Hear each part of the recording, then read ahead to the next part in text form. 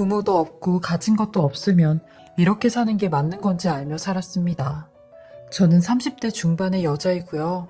이날 이때까지 제가 하고 싶은 일은 해본 적이 없이 다른 사람의 비위를 맞추며 살았던 여자예요. 임지라는 걸 할 수 있는 나이가 되니 저에게 부모가 없다는 걸 알게 되었어요. 친할머니 손에서 자랐거든요. 할머니 말로는 저희 아빠랑 엄마가 16살 때 저를 낳아 엄마는 절 버리고 아빠는 새 가정을 꾸려야 하는데 저 때문에 발목 잡히는 일이 없어야 한다며 할머니한테 저를 좀 맡아달라고 했대요. 그때는 할머니가 저를 맡아주는 것만 해도 감사한 일이라 생각했어요. 왜냐면 할머니도 그러셨거든요. 나니까 너를 맡아주는 거라고. 나 아니었음 벌써 보육원에 갔거나 입양 갔을 거라고. 그러니까 내가 너한테 뭐 시키면 시키는 대로 하라고 하셨어요. 저도 어릴 때부터 이런 얘기를 매번 들어오니까 당연히 눈치를 보며 사는 게 맞다고 생각했어요.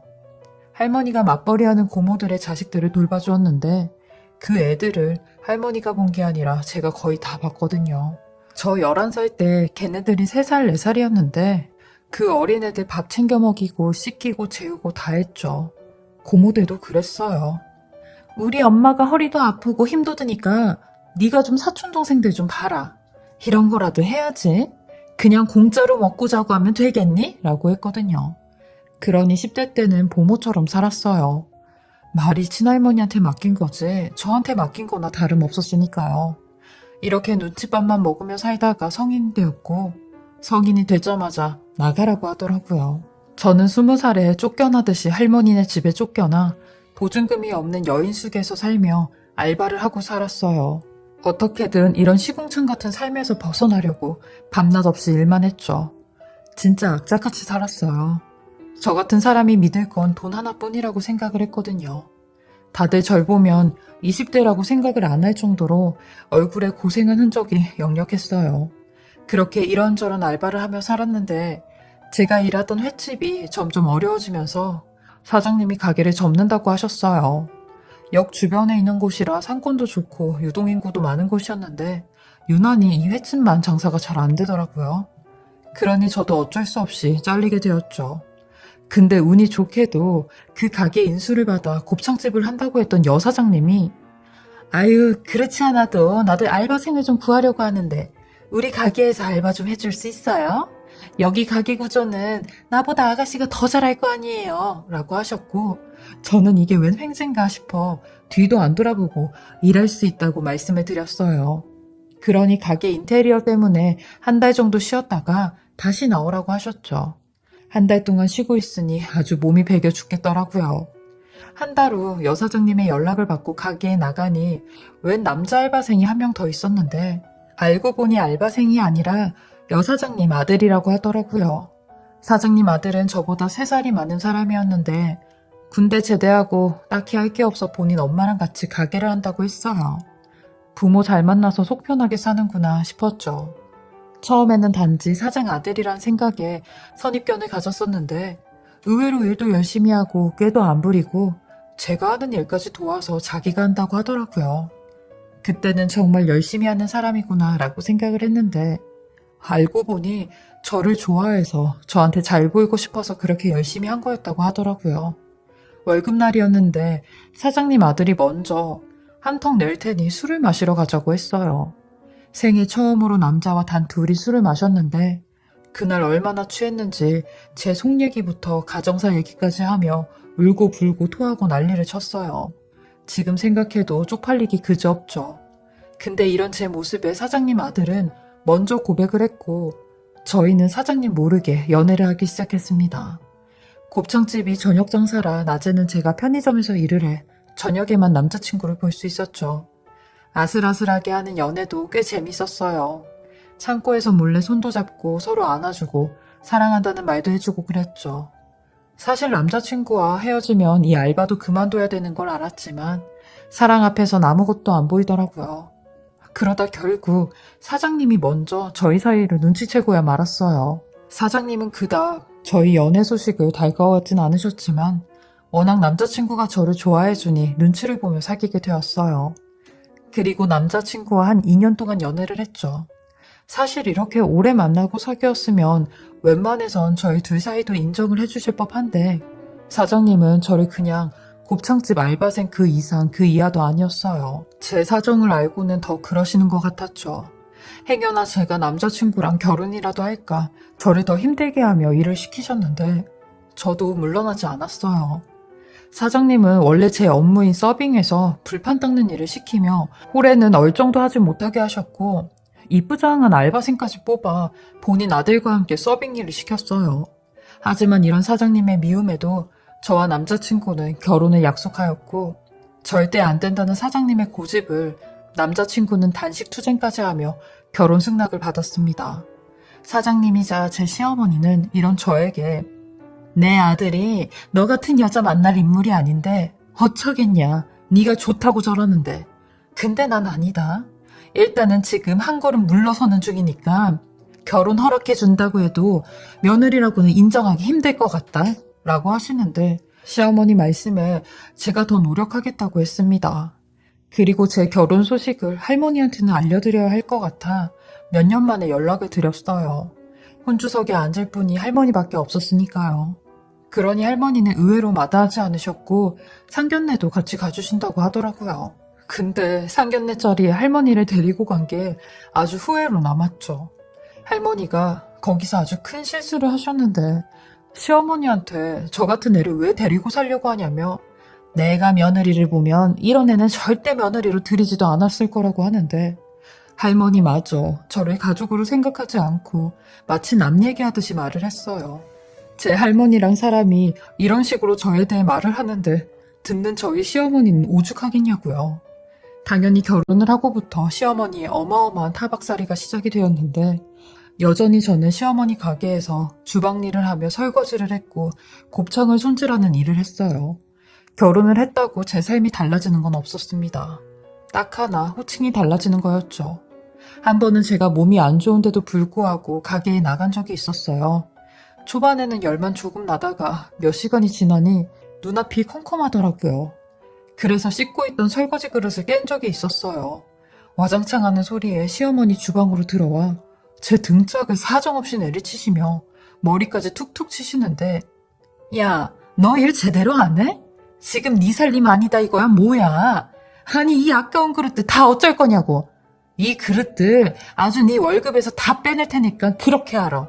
이거 빨리 안 치워놔? 하고는 나가시는데 주방 이모들 앞에서 명색이 며느리라는 사람이 시어머니한테 이런 대우를 받으니 주방 이모들도 저를 시녀처럼 부려먹기 시작했어요.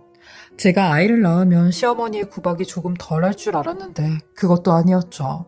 그러던 때 남편보다 2살 어린 시동생이 결혼할 여자를 데리고 왔어요. 그 여자는 저보다 훨씬 나은 사람이었는데 초등학교 선생님이었어요. 반들반들한 얼굴에 잘 차려입은 옷차림이 저랑은 많이 대조된 모습이었죠. 시동생과 시동생 여자친구는 상견례 날짜 때문에 시어머니와 상의를 한다며 가게에 왔는데 저를 뺀 넷이서 밥을 먹으며 이야기를 하더라고요. 저도 엄연히 최씨 집안 며느리이니 일을 하다가 자리에 앉아 대화하는 걸 듣고 상견례 날 저도 가겠다고 하니 갑자기 시어머니가 부모도 없는 게 거기가 어디라고 천박하게 따라간다고 해. 너 그 자리가 어딘지는 알고 막내 새아가 부모님하고 겸상한다고 하니? 네 수준의 막내 새아가 부모님을 볼 수나 있을 것 같아? 2분 다 교수님인데? 라고 하시는데 저는 귀까지 다 빨개져 아무 소리도 못하고 있었어요. 그러니 신랑도 저를 향해 아휴 여기 앉아있지 말고 가서 일이나 해. 괜히 와서 쓸데없는 소리 하지 말고 라며 짜증을 내는 겁니다. 사실 신랑도 결혼한 지 몇 년이 흐르니 자기 엄마를 따라 저를 막대하기 시작했는데 친구 누구는 처가가 잘 살아서 처갓집 덕 본다던데 너는 가진 것도 없고 부모도 없으니 내가 이러고 산다는 말을 입에 달고 살았어요. 그러면서 이런 너를 우리 집에 받아준 것만으로 하루에 몇 번씩 절을 해야 된다고 했죠. 주변에서는 이런 말까지 들으면서 왜 신랑이랑 같이 사냐고 해요. 저도 아는데 알면서도 차마 이유는 할 수 없었습니다. 제가 평생 살면서 유일하게 가꾼 가정이었거든요. 이런 모진 소리보다 반복적인 폭언보다 가족이 더 필요했기에 언감생신 이유는 꿈도 꾸지 않았어요. 그런데 이런 저한테도 도저히 참을 수 없는 일이 생기고 말았습니다. 신랑놈이 가게에서 일하는 알바생 여자애와 바람이 났고 불 꺼진 가게에서 그 짓거리를 하다가 저한테 딱 걸리게 되면서 불륜 사실을 알게 되었죠. 시어머니마저 지 아들 편을 들며 네가 볼 게 없는데 당연히 딴 여자한테 눈 돌아가지. 억울하면 이혼해라 라고 하는데 시어머니 말에 신랑마저 빈수레가 요란하다고? 가진 거 없는 거 티내는 거냐?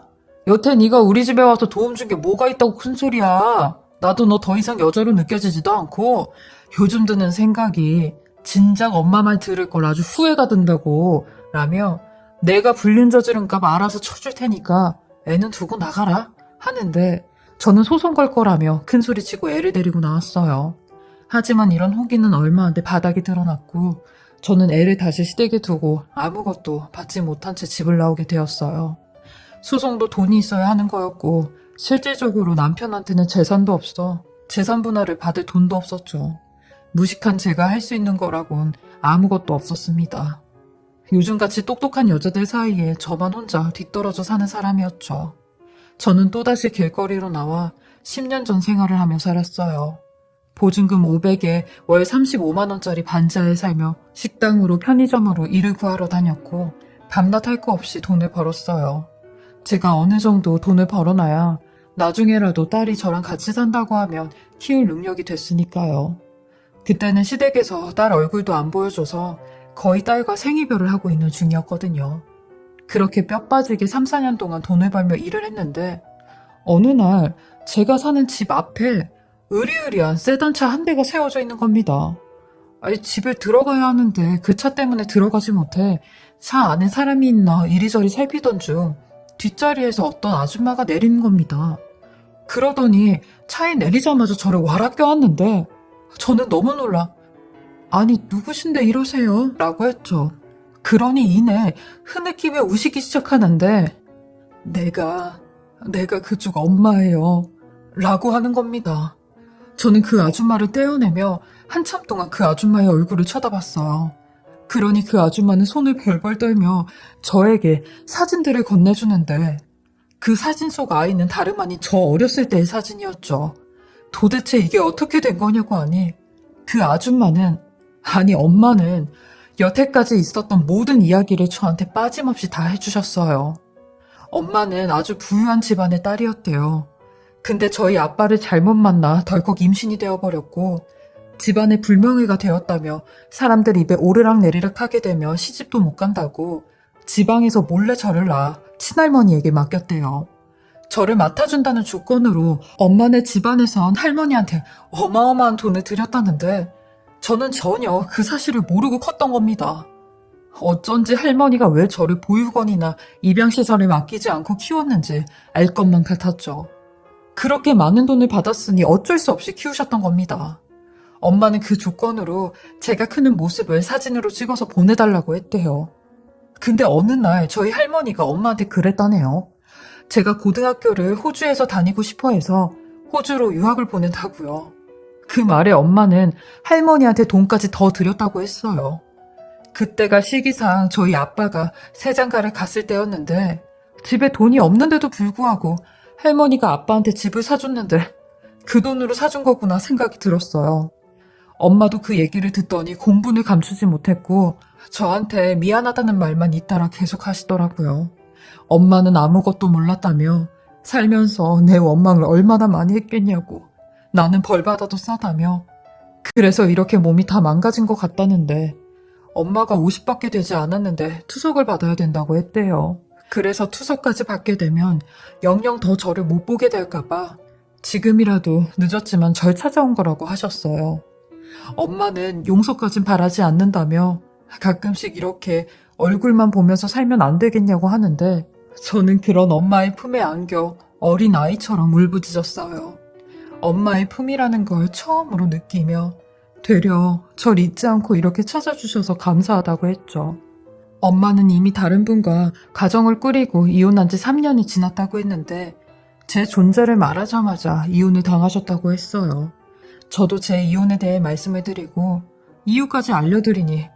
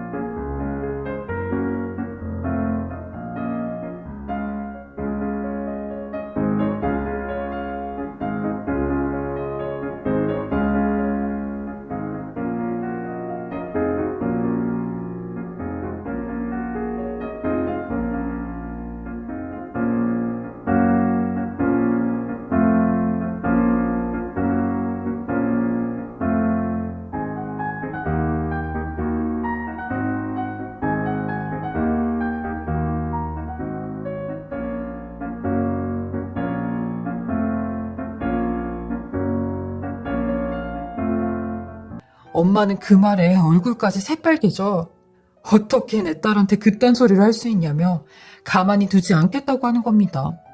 엄마는 그 여자가 하는 가게 어딨냐고 물어보는데 저는 그 인간들하고 실랑이 할 필요가 없다고 했어요. 그러니 엄마가 딱 하는 말이 세진아, 엄마는 그렇게 무식하게 큰 소리 안 내. 네 시어머니였던 그 여자가 하는 가게, 그 가게 상가 사서 너 주려고. 그리고 그 여자한테 아주 제대로 갑질해. 네가 당한 만큼. 이라고 하시는데 저는 엄마의 그 말에 깜짝 놀랐어요. 그러면서 내 딸 눈에 피눈물 흘리게 했으니까 그 여자도 한번 피눈물 흘려봐야 되지 않겠니? 라고 하셨죠. 그렇게 저희 엄마는 1년간에 걸쳐 시어머니 가게의 상가 주인을 만나 설득하며 그 가게를 사셨어요. 엄마의 배짱에 저도 깜짝 놀랐죠. 저한테 이렇게 든든한 엄마가 있었다는 게 눈물 날 정도로 탐복스러웠어요. 그리고 상가 주인이 저희 엄마로 바뀌자마자 제 시어머니였던 사람은 저희 엄마한테 문자를 보냈더라고요. 새로 바뀐 상가 주인이 제 엄마인 줄도 모른 채 알랑방귀를 끼며 상가 주인분이 갑작스럽게 바뀌었다고 소식을 들어서 이렇게 연락드려요. 언제 얼굴이라도 볼 겸 저희 가게 한번 오셔요. 제가 아주 맛있는 곱창 한번 대접해 드릴게요. 라고 하는데 역시나 아주 강자한테는 약하고 약자한테는 강한 비겁한 시어머니였죠. 저나 엄마나 그 문자를 보곤 옳다구나 싶어 바로 그 다음날 시어머니랑 전 남편 놈이 하는 가게를 찾아갔습니다. 장작 5년 만에 찾아가는 가게였는데 아주 징글맞게도 제 청춘과 제 결혼 생활에 피와 땀이 들어간 오래된 곱창집이었어요. 저랑 엄마는 두 손을 꼭 잡고 가게로 들어갔고 시어머니랑 전 남편은 절 보자마자 어이가 없다는 듯이 저를 향해 야, 너 여기가 어디라고 와? 어디라고 와? 이게 정말 머리가 어떻게 됐나? 유나 아빠야, 이 미친 여자 얼른 내쫓아라. 저녁 장사 시작하기 전부터 아주 재수온 붓게 확 그냥 소금이라도 뿌릴라? 라고 하는데 저도 아주 귀청 떨어질 듯이 소리를 치며 아줌마, 오늘 상가 주인하고 약속 있는 거 몰라요? 새로 바뀐 상가 주인 오늘 온다고 한 거 모르냐고요. 여기 제 옆에 같이 오신 저희 엄마가 아줌마네 가게 상가 주인이거든요. 어딜 지금 상가 주인 딸한테 큰 소리 치면서 재수가 없다느니 소금이라도 뿌린다느니 그딴 소리 하고 있어? 당신 내쫓기고 싶어? 라고 하니 시어머니는 저랑 엄마를 번갈아가며 보기 시작했고 이게 뭔 개소리냐고 하는데 저희 엄마 부동산 계약서를 시어머니 얼굴에 있는 대로 집어던지며 저기요, 내 딸이 하는 말 무슨 말인지 못 알아듣겠어요? 내가 여기 상가 주인이라고 말귀 못 알아들어요? 어딜 감히 내 딸한테 이따위로 말을 짓거려? 아직까지도 내 딸이 당신네들 뒤치다꺼리 해주던 며느리로 보이나 본데 나 당장이라도 당신네들 밥줄 끊기게 할 수도 있어. 갑질이라고 하겠지. 근데 당신네들이 내 딸한테 한 짓 갚으려면 나는 이제부터 시작이야. 라고 하는데 그 순간 저도 모르게 꾹꾹 참아왔던 그동안의 세월이 한순간에 갚아지는 것 같았어요. 눈물도 날 것 같았고 다리도 후들거려 그 자리에 주저앉을 것도 같았죠. 근데 엄마가 제 손을 더욱 꼭 잡아주더라고요. 그때 엄마의 손에서 모든 걸 느낄 수 있었는데 이제는 무서워하지 말라고 말해주는 것 같았어요. 그리곤 갑자기 시어머니가 태도를 돌변하는 거 있죠. 저희 엄마한테 다가와 굽신거리며 이런 분이 우리 며느리 친엄마였다면 이런 식으로도 하지 않았을 거라며 몰랐다고 죄송하다며 한 번만 너그럽게 생각을 해달라고 하는 겁니다. 그러면서 저한테도 단 한 번도 사과를 한 적이 없던 사람이 유나임이야, 미안하다. 내가 네 가슴에 비수를 많이 꽂았었지. 우리 유나, 네 딸 생각해서라도 제발 우리 밥줄은 안 끊기게 도와줘라 하며 나오지도 않는 눈물을 짜내는데 전 남편 놈도 제 앞에 다가와 내가 이렇게 무릎이라도 꿇고 당신한테 잘못을 빌면 마음에 화가 좀 가라앉겠어? 라며 무릎을 꿇는데 저는 딱 한마디 하고 나왔어요. 당신네들 하는 거 보고요. 라면서요. 얼마나 통쾌하고 시원하던지 그동안 묵었던 체증이 다 날아가는 것 같았어요. 그리고 제일 먼저 제 딸을 보러 갔습니다. 5년 만에 만난 딸이었죠. 5살 때 헤어져 벌써 10살이 된 제 딸은 어엿한 초등학생이 되어 있었어요. 딸은 제가 기억이 잘 안 난다고 하는데 그 말이 제일 가슴이 찢어지는 말이었어요. 저는 딸과 함께 시간을 보내며 언제라도 엄마한테 오고 싶으면 엄마한테 와도 된다고 해주었어요. 저는 엄마와 딸이 한 번에 생긴 아주 복 많은 여자가 되었고 엄마에게도 딸에게도 매번 최선을 다해 진심을 다해 잘하고 있는 중입니다. 한 치 앞도 볼 수 없던 제 암울한 인생에 엄마라는 빛이 내리쬐어주면서 새싹도 자라고 꽃도 피게 된 것 같아요. 평생 저는 제 인생이 보잘것없는 인생이다, 남에게 희생하는 인생이다 라고 여겼었는데 저도 이제는 제 인생을 사랑하며 살 수 있는 사람이 되었어요. 살면서 제게도 이런 일이 다 있어 사연을 보내게 되었습니다. 제 긴긴 인생 이야기 들어주시고 읽어주셔서 감사하고요. 항상 행복만 가득하시길 바라겠습니다.